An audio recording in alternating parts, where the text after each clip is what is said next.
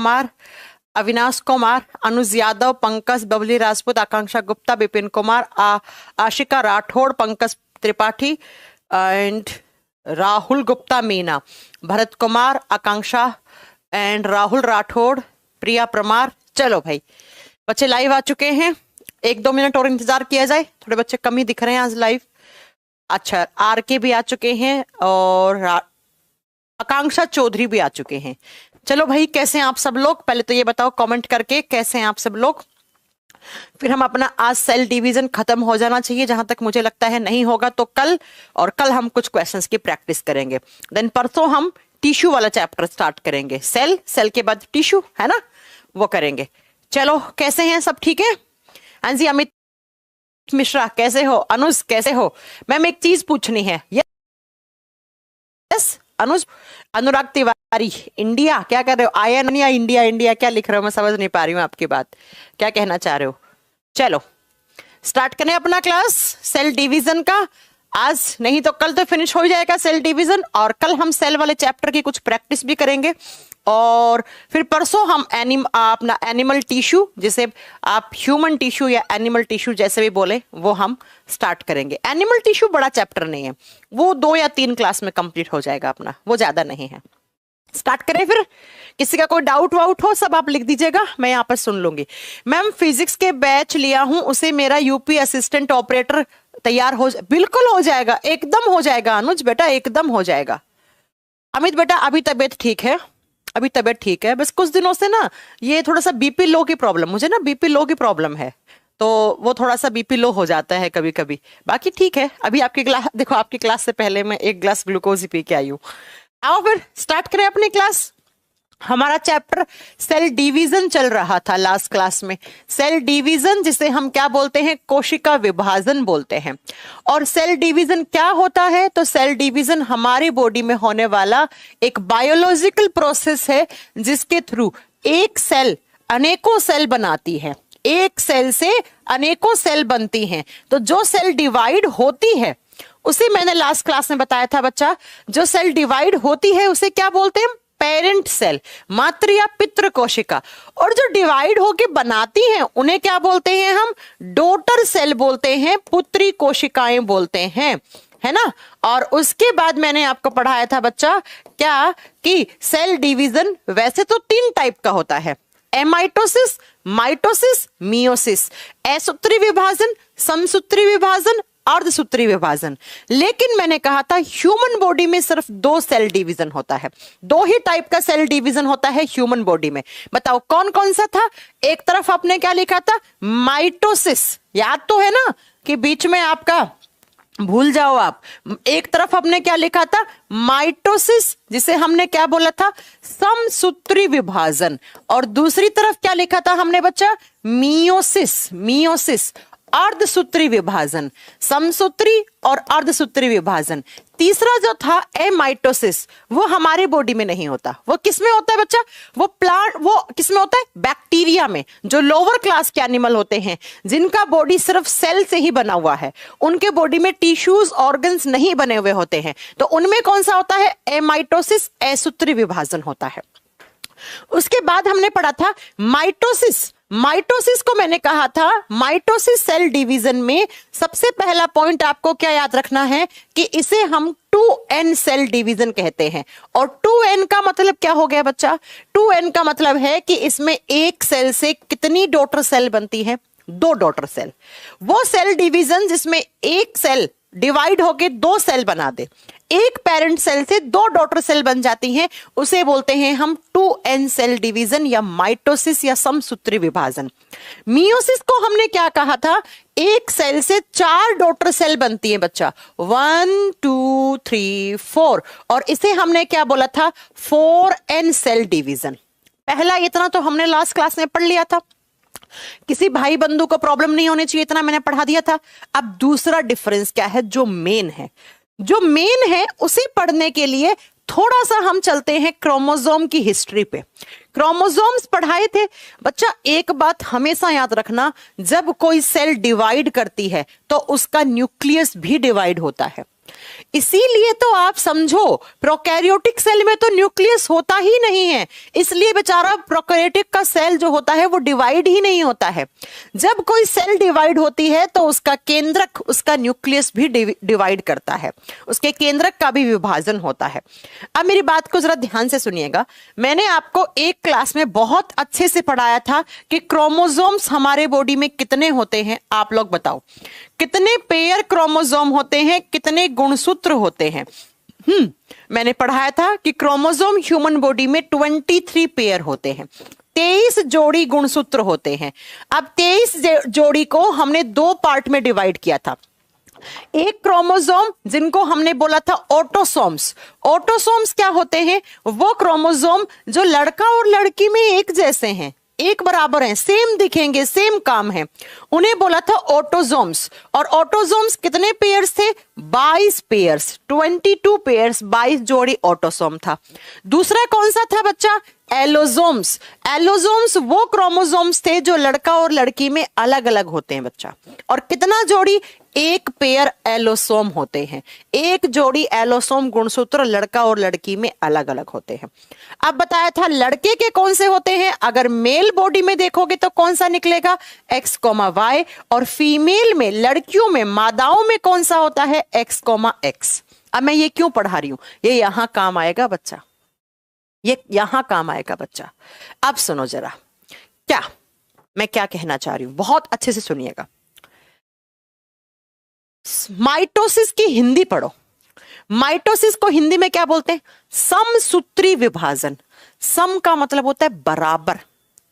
वो chromosomal division जो equal होता है। कहने का मतलब है कि जो माइटोसिस सेल डिवीजन होता है उसके अंदर जितने number of chromosome parent cell में होते हैं उतने ही number of chromosome daughter cell में होते हैं।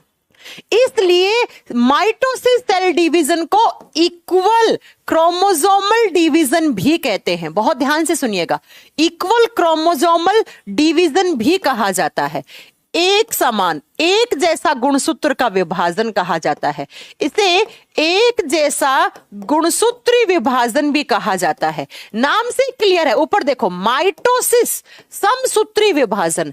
जितने number of chromosome parent cell में होंगे उतने ही इन दोनों डॉटर सेल में आएंगे। मतलब क्रोमोसोम इक्वली है। कहने का मतलब जितने यहां पर थे उतने ही इसमें आएंगे, उतने ही इसमें आएंगे। इसीलिए हमने इसे बोला समसूत्री विभाजन, समान गुणसूत्रों का समान विभाजन, इक्वल क्रोमोसोमल डिवीजन, एक जैसा गुणसूत्री विभाजन। और मैं आपको एक बात बताऊं, मैंने आपको पढ़ाया था कि जब मां के पेट में जो बच्चा होता है उस बच्चे के अंदर क्रोमोसोम जाते हैं तो ऑटोसोम तो सेम जाते हैं ना बच्चा। ऑटोसोम तो चाहे लड़का बने चाहे लड़की बने, ऑटोसोम तो बराबर जाएंगे। जाएंगे कि नहीं जाएंगे? क्योंकि बच्चा 22 जोड़ी है ऑटोसोम और 22 ही भेजने हैं आपको उस बच्चे के अंदर। तो मैं ये कहना चाह रही हूं कि ऑटोसोम क्रोमोसोम में जो डिवीजन होता है उनके अंदर हमेशा जो बच्चे के अंदर जो जा रहे हैं उसके अंदर क्रोमोसोम बराबर जाते हैं। और जब बराबर क्रोमोसोम का डिवीजन करवाना है तो कौन सा सेल डिवीजन होना चाहिए? माइटोसिस। तो मैं ये कहना चाह रही हूं कि माइटोसिस सेल डिवीजन है वो किस में होता है? वो ऑटोसोम क्रोमोसोम्स में होता है। और यही एग्जाम का क्वेश्चन है कि ऑटोसोम क्रोमोसोम में किस प्रकार का डिवीजन होता है। आप बताओगे बच्चा माइटोसिस होता है। माइटोसिस का मतलब क्या हो गया? समसूत्री विभाजन। जितने पेरेंट सेल में थे उतने डॉटर सेल में होने चाहिए, जितने ऑटोसोम पेरेंट सेल से मिले हैं उतने ही बच्चे में जाएंगे। तो बच्चा जब जितने भेजने हैं तो बच्चा वो तो कौन सा डिवीजन होगा? माइटोसिस होगा। मान लो इस तरीके से यहां पर अगर मैं बात करूं, एक सेल है, इस सेल में एक पेयर क्रोमोसोम है, ये पेरेंट सेल है, इसने डिवाइड की, इसने 2 बनाई, तो बच्चा इसमें भी एक जोड़ी आएगा, इसमें भी एक जोड़ी क्रोमोसोम आएगा। देखो इसमें भी एक जोड़ी थे, इसमें भी एक जोड़ी, इसमें भी एक जोड़ी, तो क्रोमोसोम का तो कोई भी डिवीजन नहीं हुआ ना। यहाँ पे जितने थे उतने ही आगे डॉटर सेल में, तो जितने थे उतने डॉटर सेल में आगे, इसका मतलब इक्वल क्रोमोसोमल डिवीजन हुआ होगा। इसका मतलब कौन सा सेल डिवीजन हुआ होगा? माइटोसिस। तो अक्सर एग्जाम में क्वेश्चन देखने को मिलता है कि माइटोसिस सेल डिवीजन किस टाइप के क्रोमोसोमल डिवीजन में होता है? तो आप बताओगे ऑटोसोम में होता है। अब आओ दूसरी तरफ, मैंने कहा था एलोसोम एक जोड़ी होते हैं। ये देखो, ये पापा वाले एक्स वाई, ये मम्मी वाले एक्स वाई। पापा में दो थे, बच्चे में तो लेकिन एक बारी में एक ही आएगा ना। मम्मी में दो थे, एक ही आएगा बच्चे में। अब आओ मियोसिस में, अर्धसूत्री विभाजन में, नाम से ही क्लियर है। अर्ध का मतलब क्या होता है बच्चा? आधे। यहां पे गुणसूत्रों की संख्या आधी रह जाती है। मतलब जितने पेरेंट सेल में थे उसके जस्ट आधे डॉटर सेल में होंगे। मियोसिस सेल डिवीजन को हिंदी में अर्धसूत्री विभाजन, आधे गुणसूत्रों का विभाजन, इसलिए इसे कहा जाता है हाफ क्रोमोसोमल डिवीजन या हाफ क्रोमोसोमल सेल डिवीजन। लिख लो, हाफ क्रोमोसोमल सेल डिवीजन या आधे गुणसूत्रों का विभाजन। आधे डिवाइड हुए हैं, जितने पेरेंट सेल में थे उसके जस्ट आधे रह जाएंगे। अगर ऊपर दो पेयर थे तो एक एक पेयर आ जाएगा, अगर ऊपर सिर्फ दो थे तो एक एक आ जाएगा बच्चा। और मैंने कहा था, क्या कहा था कि एलोसोम में, पापा में एलोसोम दो होते हैं, बच्चे में एक बारी एक आता है। मम्मी में दो थे, बच्चे में एक बारी में एक आता है। तो अगर यहां का एक्स यहां का एक्स आया तो लड़की पैदा हो जाएगी, और यहां का वाई यहां का एक्स आ गया तो मतलब लड़का हो जाएगा। मैं क्या कहना चाह रही हूं? मैं ये कहना चाह रही हूं कि भाई जो एलोसोम क्रोमोसोम्स होते हैं उनके अंदर कौन सा सेल डिवीजन होता है? उनके अंदर मियोसिस होता है। क्यों होता है मियोसिस? क्योंकि बच्चा मियोसिस सेल डिवीजन में ही तो गुणसूत्रों की संख्या आधी रहती है, और एलोसोम तो हमें आधे ही चाहिए, इसलिए इसे लिखा मैंने हाफ क्रोमोसोमल डिवीजन या गुणसूत्रों का आधा विभाजन। गुणसूत्रों का आधा विभाजन या अर्ध विभाजन लिखा हुआ मिलेगा आपको। तो ये क्रोमोसोमल डिवीजन किसमें होता है? मतलब ये वाला मियोसिस किसमें होता है? ये ऑटोसोम में होता है, तो ये किसमें होगा? ये एलोसोम क्रोमोसोम्स में होता है। किसमें होता है? एलोसोम्स में होता है बच्चा। अब मैं एक बार फिर से आपको समझाने की कोशिश करती हूं कैसे होगा। ठीक है रुचि बेटा, कैसी बातें कर रहे हो? नहीं रचित पाल, रुचि नहीं है, रचित है ना। कैसे काम चलेगा रचित पाल तुम्हारा? आप क्लास में 15 मिनट लेट आते हो, उसके बाद कहते हो रिकॉर्डेड क्लास है, तो कैसे काम चलेगा ये बताओ? रिकॉर्डेड में हम आपका नाम ले पाएंगे क्या? आपका कमेंट पढ़ पाएंगे क्या? और रिकॉर्डेड देनी होगी तो बच्चा पहले से ही आपके बैच में रिकॉर्डेड तो सारा पढ़ा ही है ना। थोड़ा सा मैच्योर हो बच्चा, है ना। सुनो, क्या होता है माइटोसिस में?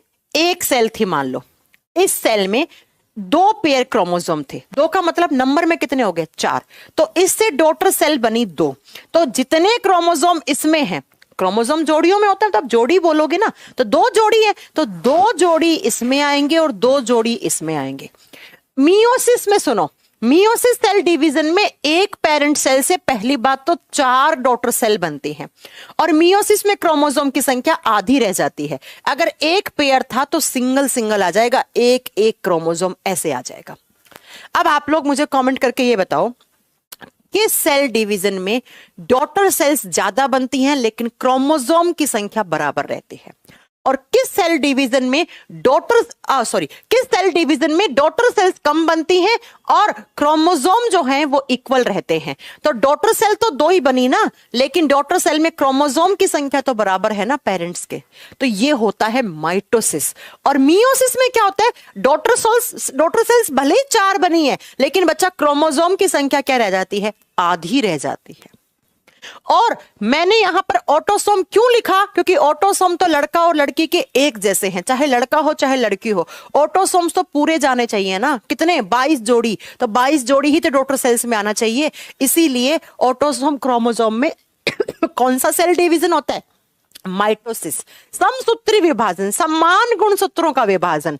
एलोसोम में बच्चा गुणसूत्र थे डॉटर सेल में, पेरेंट सेल में एक जोड़ी, तो यहां पर सिंगल सिंगल एक हो जाएगा। और एलोसोम में पापा में याद करो, पापा के 2 थे, ये देखो एक्स और वाई, तो पापा का एक बारी में तो एक ही आएगा ना एक्स।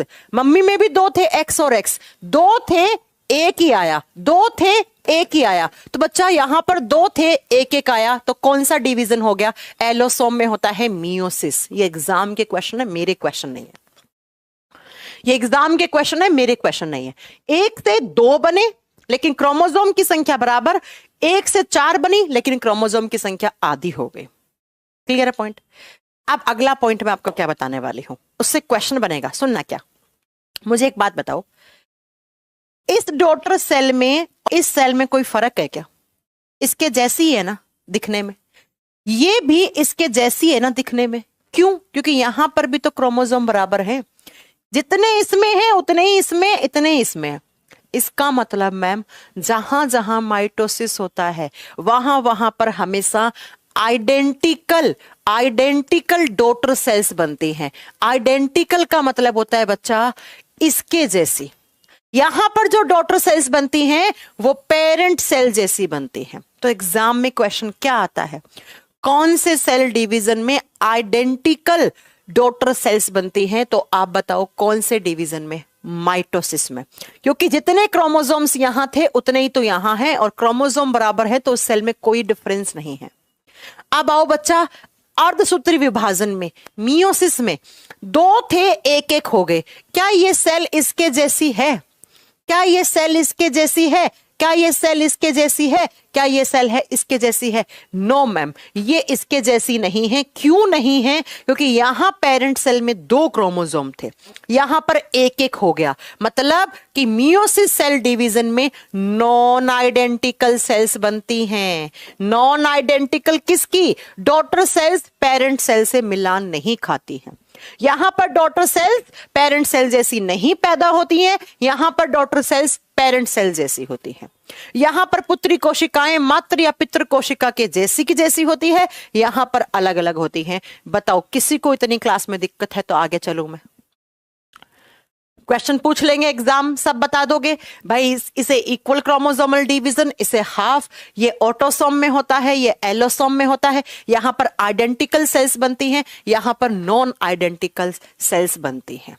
अमित का आया कि मैम लेकिन क्रोमोसोम्स तो पेयर्स में है। हाँ भाई पेयर्स में है, ये भी तो पेयर है, ये भी तो पेयर है। पेयर में था लेकिन आया सिंगल, अब पेयर बन जाएगा ना बच्चा। सुनो, अब तो पेयर बन जाएगा ना। देखो यहां से एक आया, यहां से एक आया, अब तो जोड़ी बन गई ना दो, इसलिए, है ना।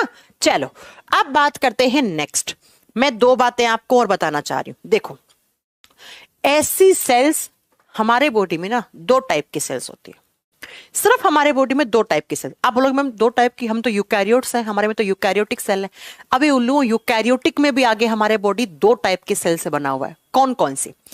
एक सेल्स होती है बेटा सोमेटिक सेल्स, सोमेटिक सेल जिसे हिंदी में कायिक कोशिका कहा जाता है, और दूसरी होती है बच्चा गैमेट सेल, और गैमेट सेल को हिंदी में कहा जाता है प्रजनन कोशिकाएं, जो जनन में काम आती हैं, जो रिप्रोडक्शन में काम आती हैं। गैमेट सेल्स कौन सी होती हैं बच्चा? मेल बॉडी में बनती हैं स्पर्म्स, जिन्हें हम हिंदी में शुक्राणु बोलते हैं, और फीमेल बॉडी में बनती हैं ओवा, अंडाणु बोलते हैं जिसे हिंदी में क्या बोलते हैं हम? अंडाणु या डिंब बोलते हैं। दो टाइप के सेल्स हैं। सोमेटिक सेल्स कौन सी होती है? ध्यान से सुनना, वो सेल्स जिनमें ऑटोसोम क्रोमोसोम हो, वो सेल जिसके अंदर ऑटोसोम क्रोमोसोम पाए जाएं, मतलब ये 22 पेयर क्रोमोसोम जिस सेल में हो उसे सोमेटिक। सोमेटिक सेल्स वो होती हैं जिनमें ऑटोसोम क्रोमोसोम्स पाए जाएं, और गैमेट सेल्स वो होती हैं जिनमें एलोसोम्स क्रोमोसोम्स पाए जाएं। मतलब कि लड़कों वाले स्पर्म्स में कौन सा होगा? X, Y क्रोमोसोम, और इसमें कौन सा होगा? X, X chromosome. अब मेरा आपसे ये क्वेश्चन है, ये बताओ सोमेटिक सेल में कौन सा सेल डिवीजन होता है और गैमेट सेल में कौन सा सेल डिवीजन होता है? अगर आपने ये बता दिया तो मैं समझ जाऊंगी इतना पढ़ाया वो आपको समझ में आ गया। चलो कमेंट करो बच्चा, कमेंट करो कि ऑटोसोम सोमेटिक सेल में किस टाइप का डिवीजन होता है। यस, बबली ने बिल्कुल सही बोला। मैंने कहा सोमेटिक सेल में ऑटोसोम क्रोमोसोम होते हैं, और भैया ऑटोसोम में कौन सा होता है? माइटोसिस। तो माइटोसिस सेल डिवीजन कौन से टाइप की सेल्स में होता है? सोमेटिक सेल में होता है। लिख दीजिए इस चीज को, ये कायिक कोशिकाओं में होता है। और उधर लिख दीजिए कि मियोसिस सेल डिवीजन किसमें होता है? मियोसिस सेल डिवीजन होता है गैमेट सेल में। ये प्रजनन कोशिकाओं में होता है, ये जनन कोशिकाओं में होता है। तो कभी अगर आपसे एग्जाम में क्वेश्चन पूछ लिया कि स्पर्म्स जो होते हैं, शुक्राणु जो होती हैं सेल्स, उनमें कौन सा सेल डिवीजन होता है, तो आप क्या कहेंगे? मियोसिस होता है। ओवा अंडाणु में कौन सा होता है? मियोसिस होता है। बता दोगे? अब आपके दिमाग में क्वेश्चन आ रहा होगा, मैम ये सोमेटिक सेल्स कौन सी होती है? भैया ये हाथ, कान, नाक, पैर, गला, इनमें कहीं पर कोई डिफरेंस होता है लड़का और लड़की में? कहीं होता है कि लड़के के तो 10 उंगलियां हैं, लड़की के 5 है, लड़के के 2 नाक है, लड़की की 1 नाक है, लड़के के 4 कान है, लड़की के 2 कान है। अरे नहीं, कायिक कोशिका जो हमारी काया बनाए, जो हमारे बॉडी के पार्ट्स, बॉडी के ऑर्गन्स बनाए, उन सेल्स को सोमेटिक सेल्स कहा जाता है। और जो रिप्रोडक्टिव सिस्टम का हिस्सा होती हैं, जो रिप्रोडक्शन में काम आती हैं, जो प्रजनन में काम आती हैं, उनको बोलते हैं स्पर्म्स एंड ओवा। ये अलग अलग होती हैं लड़का और लड़की में, इसीलिए तो इनमें अलग अलग क्रोमोसोम है बच्चा, इसीलिए तो इनमें अलग अलग क्रोमोसोम है। इसका मतलब मैम आप ये कहना चाह रही हैं कि जो 22 पेयर क्रोमोसोम है, 22 पेयर्स का मतलब 44 क्रोमोसोम वो बच्चे में आए हैं, ये कौन से डिवीजन के थ्रू आए हैं? ये आया है बट्टा माइटोसिस सेल डिवीजन के थ्रू। लेकिन अगर यहां पे लड़का बना एक्स और वाई, तो ये क्रोमोसोम किसके थ्रू आए हैं? मियोसिस के थ्रू आए हैं। और अगर यहां पे एक्स और एक्स बना होता तो भी वो किसके थ्रू आई होती? मियोसिस सेल डिवीजन के थ्रू आई होती। बिल्कुल सही बात है, बिल्कुल सही बात है। इतनी बात समझ में आ गई? बिल्कुल सही बात है।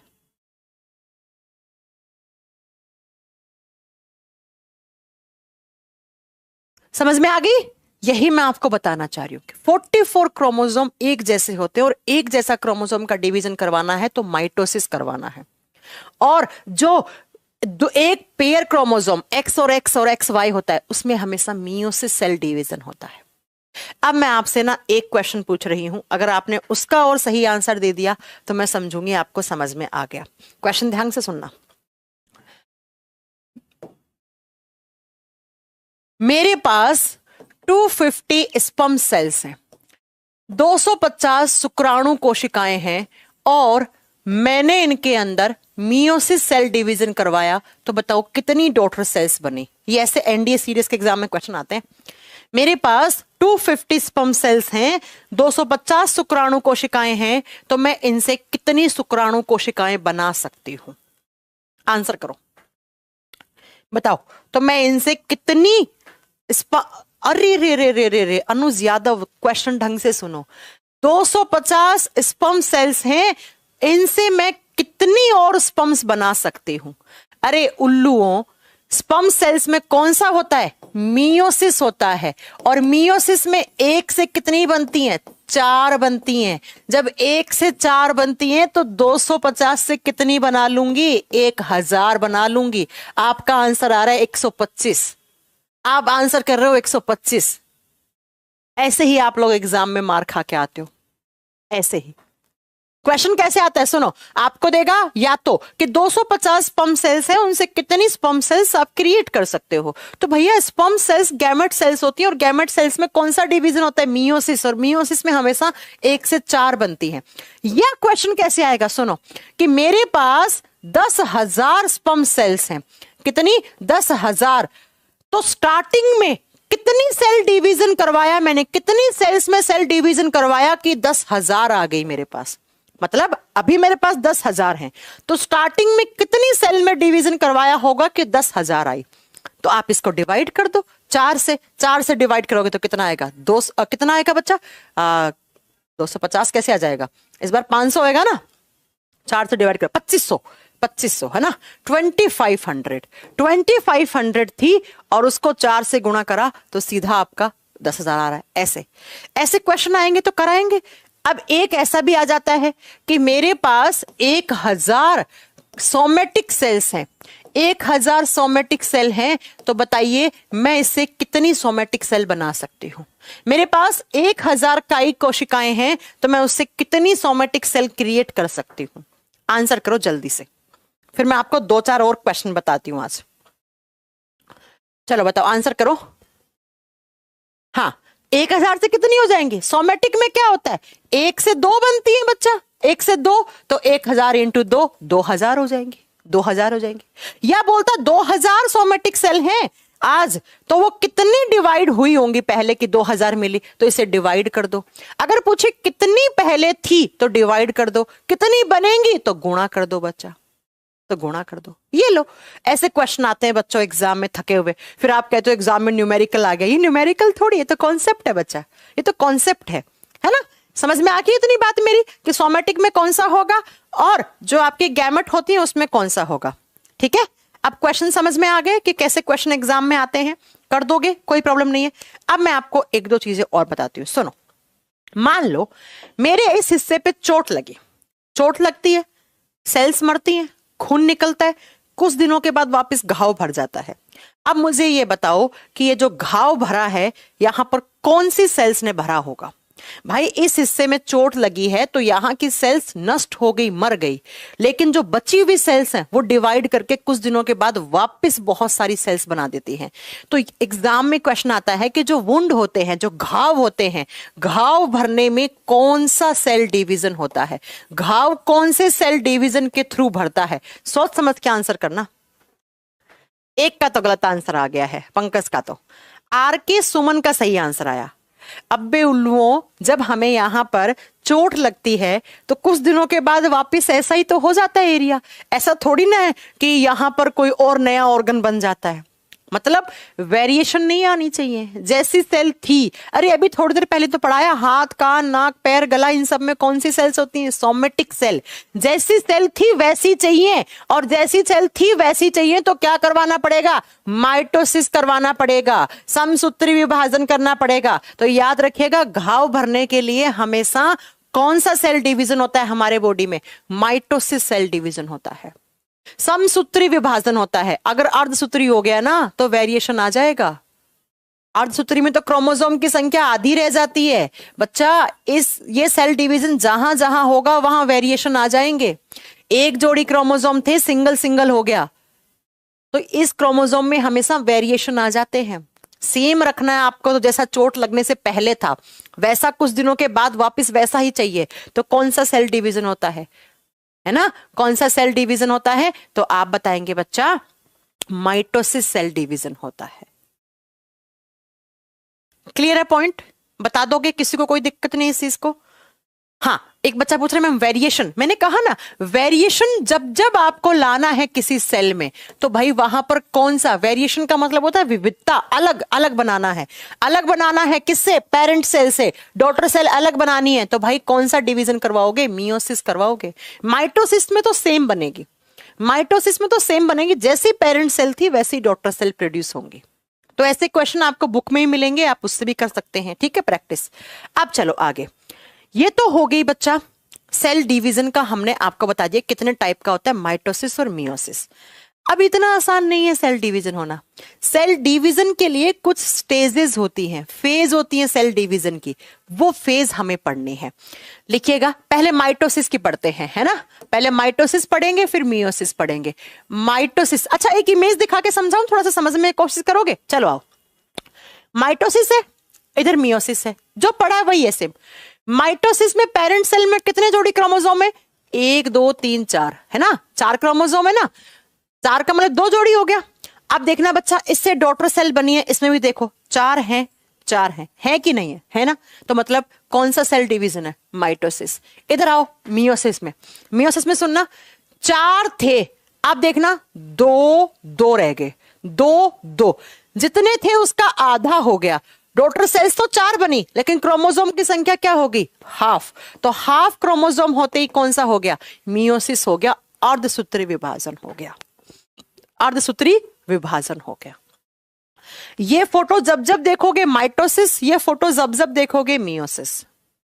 अब हमें पढ़ना है होता कैसे है माइटोसिस। अच्छा, डीएनए रेप्लिकेशन का मतलब बताएंगे आगे, थोड़ा रुकिए। डीएनए रेप्लिकेट हो जाता है, डीएनए अपने कॉपी बना लेता है ना। चलो सुनो, अब बात करते हैं माइटोसिस की। लिखेगा समसूत्री विभाजन। समसूत्री विभाजन कैसे होता है बच्चा, इसकी होती है फेज या स्टेज, लिख लो, लिखना फेजेस ऑफ माइटोसिस। समसूत्री विभाजन की अवस्थाएं, वो कौन कौन सी स्टेज होती हैं जिनसे माइटोसिस होता है एक सेल में, जिनसे माइटोसिस एक सेल में होता है। यहां से बहुत क्वेश्चन बनेंगे, बस थोड़ा सा ध्यान से पढ़िएगा, ठीक है। बहुत सारे क्वेश्चन यहां से बनने वाले हैं।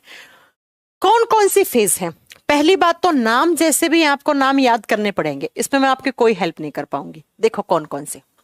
नंबर 1 पे आता है प्रोफेज। नाम याद करना पड़ेगा, प्रोफेज। पहला स्टेज होता है जिसे प्रोफेज कहा जाता है। एक नंबर नंबरिंग करना, क्योंकि कभी कभी ऑर्डर पूछा जाता है एग्जाम में। दूसरा फेज होता है उसे कहा जाता है मेटाफेज। 2 नंबर पे होता है उसे कहा जाता है मेटाफेज। मेटाफेज। अभी तो नाम याद करो, फिर पढ़ाएंगे इनके अंदर होता क्या है। 3 नंबर पे आती है बच्चा टीलोफेज। टीलोफेज सेम नाम हिंदी में है, टीलोफेज। 4 नंबर पे आती है बच्चा एनाफेज। 4 नंबर पे आती है एनाफेज, सेम नाम है एनाफेज, हिंदी में भी सेम लिख दो एनाफेज। 5 नंबर पे जो आती है उसे कहा जाता है साइटोकाइनेसिस। 5 नंबर वाली फेज को कहा जाता है साइटोकाइनेसिस। साइटोकाइनेसिस। देखो साइटो का मतलब होता है सेल, पढ़ा है ना। काइनेसिस का मतलब होता है डिवीजन, वो लास्ट स्टेज जिसमें सेल डिवाइड हो जाती है। इसे बोलते हैं हिंदी में भी साइटोकाइनेसिस। साइटोकाइनेसिस, ध्यान से लिखना इसे, साइटोकाइनिन मत कर देना, काइनेसिस होगा। साइटोकाइनिन एक प्लांट हार्मोन होता है, आगे पढ़ोगे आप। ये 5 स्टेज में माइटोसिस सेल डिवीजन कंप्लीट होता है। इसी ऑर्डर में याद करने हैं, क्योंकि एग्जाम में कैसे क्वेश्चन आता है माइटोसिस की 3rd स्टेज को क्या कहते हैं। तो अगर आपने ऊपर नीचे लिख लिया तो गलती हो जाएगी। फर्स्ट स्टेज प्रोफेज, फिर मेटाफेज सेकंड, 3rd पे टीलोफेज, 4th पे एनाफेज, 5वें पे साइटोकाइनेसिस। अब इस अलग अलग स्टेज में अलग अलग चीजें होती हैं बच्चा, अलग अलग स्टेज में अलग अलग चीजें होती हैं। सबसे पहले तो सेल जो है अपने आप को प्रिपेयर ही करती है डिवाइड होने के लिए, है ना। आज बड़ा इंटरनेट, पता नहीं क्या प्रॉब्लम हो गई, दिल्ली में इंटरनेट का प्रॉब्लम चल ही रहा है। चलो अब क्या होता है प्रोफेज में, क्या होता है मेटाफेज में, क्या होता है टीलोफेज में, एनाफेज में, साइटोकाइनेसिस में, ये पढ़ते हैं हम। एक नंबर लगा के लिखिए, सबसे पहला प्रोफेज स्टेज में क्या होता है। माइटोसिस पढ़ रहे हैं, मियोसिस नहीं। मतलब एक तो दिमाग में पॉइंट क्लियर हो गया कि जब माइटोसिस करवा रहे तो 1 से कितनी बनेंगी, 2 बनेंगी। जितने नंबर ऑफ क्रोमोसोम्स यहां थे उतने ही यहां होंगे। ये बात तो दिमाग में क्लियर हो गई पहले ही। सबसे पहले प्रोफेज में क्या होता है वो सुनो। प्रोफेज में क्या होता है, 1 नंबर पे मान लो ये एक सेल है, इस सेल को डिवाइड होना है और सेल के चारों तरफ क्या रहती है बच्चा, सेल के चारों तरफ आप जानते हैं कि सेल मेम्ब्रेन रहती है और सेल के बीचों बीच क्या होता है, न्यूक्लियस होता है। न्यूक्लियस के चारों तरफ कौन सी मेम्ब्रेन रहती है, ये सब पढ़ा चुकी हूं मैं। न्यूक्लियस के चारों तरफ रहती है न्यूक्लियर मेम्ब्रेन। न्यूक्लियर मेम्ब्रेन, केंद्रक झिल्ली। केंद्रक के चारों तरफ जो झिल्ली रहती है उसे केंद्रक झिल्ली कहा जाता है। अब क्रोमोसोम कहां है, मैंने पढ़ाया था न्यूक्लियस के अंदर डीएनए होता है, डीएनए और हिस्टोन प्रोटीन जुड़ जाते हैं तो क्रोमोसोम बनाते हैं। तो यहीं पे तो होंगे क्रोमोसोम। क्रोमोसोम कहां होंगे, यहीं पे तो होंगे इस न्यूक्लियस के अंदर। तो जब ये सेल डिवाइड होगी तो उसका न्यूक्लियस भी तो डिवाइड होगा। न्यूक्लियस डिवाइड होगा या नहीं होगा, होगा। अब न्यूक्लियस को डिवाइड करना है तो भैया सबसे पहले इस मेम्ब्रेन को हटाओ, नहीं तो ये न्यूक्लियस को डिवाइड नहीं होने देगी। ये न्यूक्लियस को पकड़ के रखती है, न्यूक्लियस को प्रोटेक्शन देती है। झिल्ली है, एनवलप है, जिस एनवलप के अंदर न्यूक्लियस एकदम सेफली पड़ा है। तो अगर आपको इस सेल को हटाना भी है या इसे डिवाइड करना है तो इसका एनवेलप हटाना पड़ेगा सबसे पहले। तो प्रोफेज वो स्टेज होती है जिसमें सबसे पहले न्यूक्लियर मेम्ब्रेन क्या होती है, गायब होती है। न्यूक्लियर मेम्ब्रेन गायब कैसे होती है बच्चा, ये टूट जाती है धीरे धीरे धीरे। जैसे ही इस प्रोफेज स्टेट किसी भी सेल के अंदर प्रोफेज स्टेट स्टार्ट होगी तो इसकी न्यूक्लियर मेम्ब्रेन ऐसे गायब हो जाएगी, बीच बीच में से ऐसे गायब हो जाएगी बच्चा। जब इस सेल को आप माइक्रोस्कोप के नीचे रखोगे और आपको कहीं कहीं इसमें न्यूक्लियर मेम्ब्रेन दिखी, यहां दिख गई, यहां ऐसे ऐसे दिखी, आप तुरंत बता दोगे अरे भाई ये सेल तो डिवाइड हो रही है। क्यों, क्योंकि इसकी न्यूक्लियर मेम्ब्रेन गायब हो रही है, इसकी न्यूक्लियर मेम्ब्रेन का ब्रेकडाउन हो रहा है, टूट रही है। तो एग्जाम में क्वेश्चन आता है वो कौन सी स्टेज है जिसके अंदर न्यूक्लियर मेम्ब्रेन टूटने लग जाती है, न्यूक्लियर मेम्ब्रेन गायब होने लग जाती है। तो प्रोफेज स्टेज में न्यूक्लियर मेम्ब्रेन गायब हो जाती है या टूट जाती है, इसका ब्रेकडाउन हो जाता है, ताकि इसका न्यूक्लियस डिवाइड हो, ताकि इसके क्रोमोसोम हैं वो डिवाइड हो। अब ये कह रहा है मैम दोनों मेम्ब्रेन को हटाना होगा ना, नहीं बच्चा, न्यूक्लियस डिवाइड हो रहा है, मेम्ब्रेन सेल मेम्ब्रेन का इसमें कोई योगदान नहीं है। सेल मेम्ब्रेन कोई एनवेलप नहीं है, सेल मेम्ब्रेन तो मैंने पढ़ाया था सेमी परमिएबल मेम्ब्रेन होती है, ठीक है। तो प्रोफेज स्टेट में क्या होता है, न्यूक्लियर मेम्ब्रेन गायब होगी। अब ये ऐसा दिखेगा आपको थोड़ी देर। लेट प्रोफेज, लेट प्रोफेज का मतलब पता है, मतलब लेट का मतलब हो गया थोड़ी बाद में, अंतराल के बाद। लेट प्रोफेज स्टेज में ये सेल कैसी दिखेगी, ये सेल है, इसका न्यूक्लियस है, कोई मेम्ब्रेन नहीं दिखेगी आपको इसके ऊपर, कोई मेम्ब्रेन इसके ऊपर नहीं दिखेगी। अब जैसे ही ये मेम्ब्रेन गायब हो गई तो दूसरा स्टेज स्टार्ट होगा। दूसरा कौन सा, मेटाफेज। दूसरा स्टेज स्टार्ट होगा और उसमें क्या होगा, मेटाफेज में क्या होगा। अब आएगी बात कहां पर, क्रोमोसोम पे। क्रोमोसोम्स किस में है, पेयर्स में है, जोड़ियों में है। और बच्चा ये सेल है, ये इसका न्यूक्लियस है, इसमें मान लो एक क्रोमोसोम यहां पहले, दूसरा ऐसे ऐसे ऐसे ऐसे ऐसे जोड़ियों में पड़े क्रोमोसोम, ऐसे जोड़ियों में पड़े, ऐसे पड़े जोड़ियों में। अब ये बताओ, ये पेरेंट सेल है, डिवाइड होगी, डॉटर सेल में बनेगी, तो डॉटर सेल में तो क्रोमोसोम चाहिए ना। अब क्रोमोसोम नए थोड़ी बनेंगे डॉटर सेल में, जब यही सेल डिवाइड हो रही है तो इसी के क्रोमोसोम डॉटर सेल में जाएंगे। तो ये जो क्रोमोसोम है ना, यही अपने आप को डिवाइड करते हैं बच्चा। कैसे, ये पहला क्रोमोसोम का जोड़ा है, इन दोनों के बीच में कॉन्ट्रैक्शन पैदा होगा, ऐसे ऐसे कॉन्ट्रैक्शन, खिंचाव पैदा होगा। तो यहां से ये क्रोमोसोम अलग हो जाएगा, यहां से ये, फिर इसमें होगा ऐसे खिंचाव, कॉन्ट्रैक्शन पैदा होगा। ये क्रोमोसोम आपस में एक दूसरे से हटके अलग होने लग जाते हैं। ये यहां, ये यहां, ये यहां, ये सब एक दूसरे से अलग होने लग जाते हैं।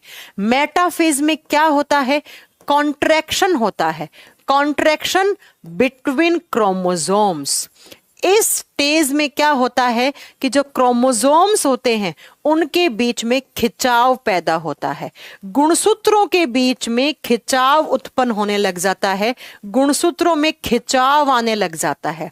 ये गुणसूत्र एक दूसरे से जो जोड़ियों में वो अलग होने लग जाते हैं। ऐसे देखो, ऐसे मान लो ये क्रोमोसोम पहला, ये इसका जोड़ी, तो ये दोनों एक दूसरे से अलग होने लग जाते हैं, बिकॉज इनको ही तो डिवाइड करना है और डिवाइड होने के लिए इन्हें जगह चाहिए, तो ये अलग हो जाते हैं। तो इन दोनों के बीच में इस तरीके से कॉन्ट्रैक्शन पैदा होता है, ये इसको इधर करेगा, ये इसको इधर करेगा, ऐसे।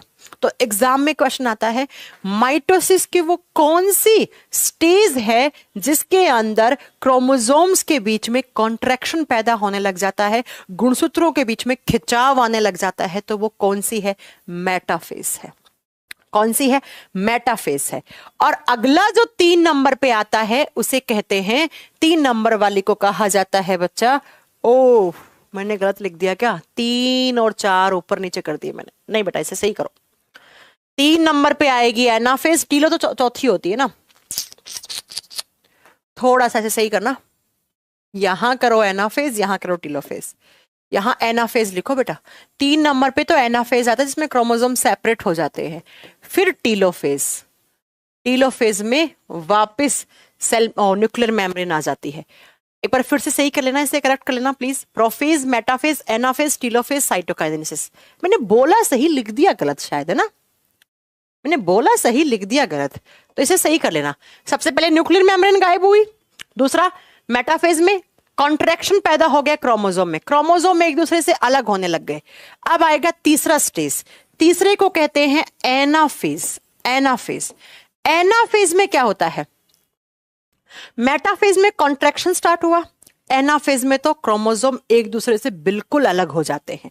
इसमें क्या होगा, इसमें इस तरीके से ये क्रोमोसोम जोड़ियों में थे ना, अब ये क्रोमोसोम बिल्कुल अलग अलग हो जाते हैं, ऐसे ऐसे क्रोमोसोम, इसमें अलग अलग ऐसे क्रोमोसोम हो जाते हैं। इस स्टेज में होता है सेपरेशन ऑफ क्रोमोसोम्स, लिखिएगा सेपरेशन ऑफ क्रोमोसोम।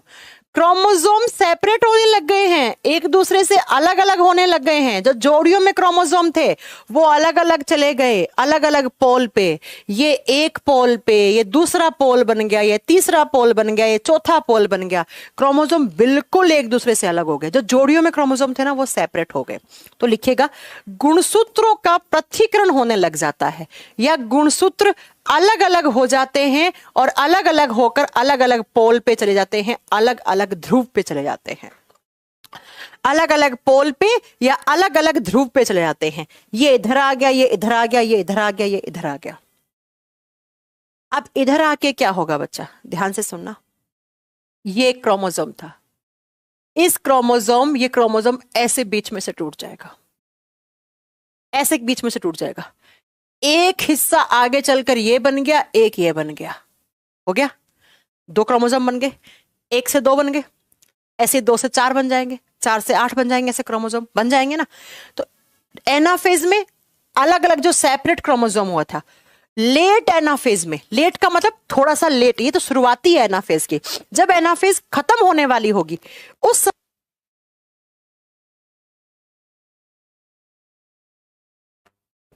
जब एनाफेज खत्म होने वाली होगी उस समय क्या होगा, ये क्रोमोसोम है ये डिवाइड हो जाएंगे, क्रोमोसोम टूट जाएंगे। और जब क्रोमोसोम टूट जाते हैं तो ये जो अलग अलग एक क्रोमोसोम से ऐसे 2 बने हैं, इन्हें कहा जाता है क्रोमेटिड्स। इन्हें कहा जाता है क्रोमेटिड्स। क्रोमेटिड्स बन गए, यहां पर क्या बन गए बच्चा, क्रोमेटिड्स बन गए हैं। और फिर लेट एनाफेज में ये क्रोमोसोम अलग अलग होकर एक क्रोमोसोम 2 क्रोमोसोम में टूट गया है।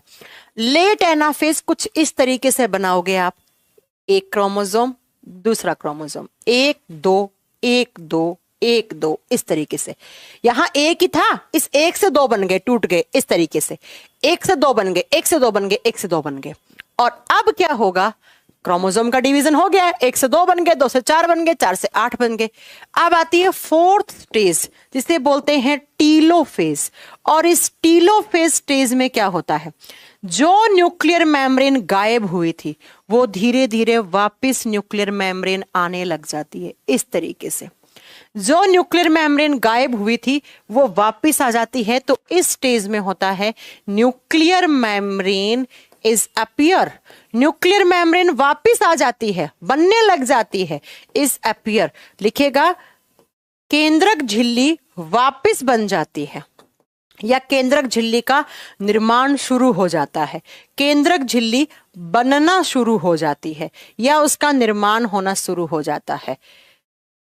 क्रोमोसोम का डिवीजन हो गया, न्यूक्लियर मेम्ब्रेन वापस आ गई। अब क्या करो, अब तो इस सेल को डिवाइड कर दो, आधे क्रोमोसोम इधर आधे इधर, 1 से 2 बन गई। और इस लास्ट वाली स्टेज को कहा जाता है साइटोकाइनेसिस। इस लास्ट स्टेज को क्या कहा जाता है, साइटोकाइनेसिस। साइटो का मतलब होता है सेल, काइनेसिस का मतलब डिवीजन। ये सेल जो है ये डिवाइड हो जाएगी बीचों बीच से ऐसे, इसका न्यूक्लियस भी डिवाइड हो जाएगा। और आगे चलकर देखो ये सेल कुछ इस तरीके से बन जाती है, इस तरीके से, इस तरीके से। तो आधा न्यूक्लियस ऐसे हो जाता है, आधे क्रोमोसोम इधर थे आधे क्रोमोसोम इधर थे। ये सेल बीचों बीच से डिवाइड होगी और 2 डॉटर सेल बन जाएंगे, 2 डॉटर सेल। जितने क्रोमोसोम इस पेरेंट सेल को लिया था उतने ही क्रोमोसोम यहां, उतने ही क्रोमोसोम यहां। क्यों? क्योंकि ये कौन सा सेल डिवीजन है, ये माइटोसिस है, ये समसूत्री विभाजन है। तो इस तरीके से माइटोसिस सेल डिवीजन होता है। एक बार मैं फिर से बताती हूं, 5 क्वेश्चन बनेंगे जो एग्जाम में आते हैं, सिर्फ आपको वही याद रखने हैं। सबसे पहला स्टेज प्रोफेज, जिसके अंदर सेल जो है वो डिवीजन होने की शुरुआत में आ जाती है। और सबसे पहले अगर आपको सेल को डिवाइड करना है तो भाई सेल के अंदर जो न्यूक्लियस है उसका एनवलप गायब करना पड़ेगा। तो इसके अंदर न्यूक्लियर एनवलप गायब हो जाता है। पहला ही क्वेश्चन बन गया, कौन सी स्टेज में न्यूक्लियर मेम्ब्रेन गायब हो जाती है, केंद्रक झिल्ली गायब होने लग जाती है? प्रोफेज में। मेटाफेज में जो न्यूक्लियस के अंदर क्रोमोसोम जोड़ियों में थे, हमें क्रोमोसोम का डिवीजन करवाना है पेरेंट सेल से डॉटर सेल सेल में क्रोमोसोम भेजना है तो भाई आपको कॉन्ट्रैक्शन, न्यूक्लियस के अंदर जो क्रोमोसोम जोड़ियों में है उनके बीच में खिंचाव पैदा होता है, ऐसे ऐसे अलग अलग फाइबर बन जाते हैं, स्पिंडल फाइबर बन जाते हैं, फाइबर बन जाते हैं, वो फाइबर ऐसे अलग अलग लेकर जाते हैं। क्रोमोसोम अलग हो गए, सेपरेट हो गए। एनाफेज में अलग अलग क्रोमोसोम जो हैं वो पहले तो फुल्ली तरीके से सेपरेट हो जाएंगे, इसमें कॉन्ट्रैक्शन होगा मेटाफेज में, इसमें सेपरेट होंगे और सेपरेट होके क्रोमोसोम का डिवीजन स्टार्ट हो चुका होगा। एक क्रोमोसोम है वो क्रोमेटिड्स में बदलना शुरू हो जाता है, क्रोमोसोम टूटने शुरू हो जाते हैं।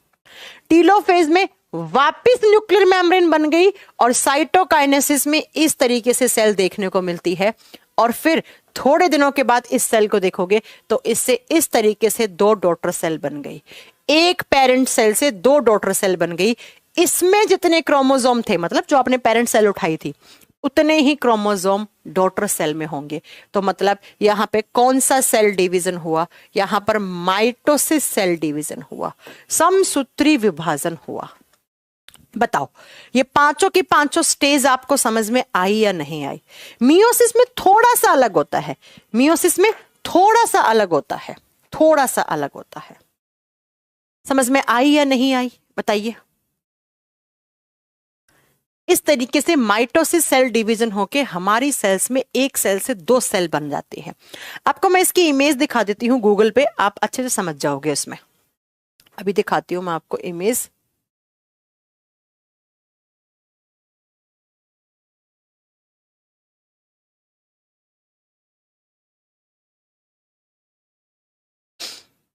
देखो आप यहां सर्च करो, गूगल पे सर्च करना माइटोसिस, अगर आपको देखनी है तो, एंड मियोसिस। चलो ये आ गया, इसी में इमेज पे जाते हैं। आपको इमेज हमने जो बनाई है सेम वैसी इमेज दिखेगी।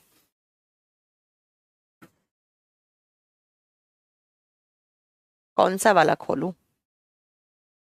ये वाला खोलती हूँ, थोड़ा अच्छा लग रहा है। ओहो तो छोटा सा, ये वाला देखो खुल रही है कि नहीं खुल रही?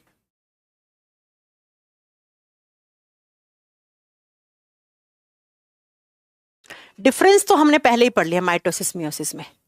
ये देखो बच्चा, ये माइटोसिस है, सुनिए। ये माइटोसिस का सबसे पहला सेल जिसमें पेरेंट सेल था, पेरेंट सेल लिया आपने, पेरेंट सेल से लास्ट में देखो ये होकर ये मिल गए, ये दो डिप्लॉइड सेल्स। अच्छा डिप्लॉइड और हैप्लॉइड हम आपको बताएंगे क्या होते हैं डिप्लॉइड और हैप्लॉइड सेल्स, इसके बारे में बात करेंगे। एक सेल से दो सेल बनी। स्टार्टिंग में भी कितने क्रोमोसोम थे? एक रेड और एक ऐसे ब्लू सा कलर का है, रेड और ब्लू, रेड और ब्लू। तो कहने का मतलब एक सेल से दो सेल बन गई। ये डिप्लॉइड हैप्लॉइड छोड़ दो, ये हम बताएंगे। ये मियोसिस दिखा रखा है इधर, तो इधर एक पेरेंट सेल से चार डॉटर सेल। और देखो इसमें चार क्रोमोसोम थे, यहां दो दो दो दो है, चार थे दो हो गए, तो ये कौन सा हुआ होगा? ये मियोसिस हुआ होगा।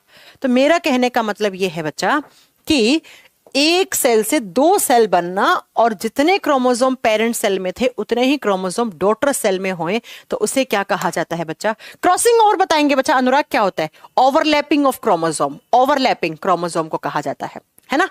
ठीक है, समझ गए? तो इस तरीके से माइटोसिस सेल डिवीजन होता है। क्रॉसिंग ओवर वगैरह कुछ चीजें आपको बताएंगे, कल की क्लास में आएंगी। अब मियोसिस जो है वो हम कल पढ़ाएंगे आपको। देखो मियोसिस और कुछ टर्म्स होते हैं यहां पर, वो आपका, जैसे एक बच्चे ने पूछा ना क्रॉसिंग ओवर वाला, है ना? ओवरलैपिंग होने लग जाती है क्रोमोसोम, एक दूसरे के ऊपर क्रोमोसोम आ जाते हैं, उसे क्रॉसिंग ओवर, वो थोड़ी बातें बताएंगे आपको। ठीक है, ये आपको हम कल पढ़ाएंगे। माइटोसिस तक आप आज याद करो, कल कुछ क्वेश्चंस की प्रैक्टिस करवाऊंगी। और बच्चा कल आपका ये चैप्टर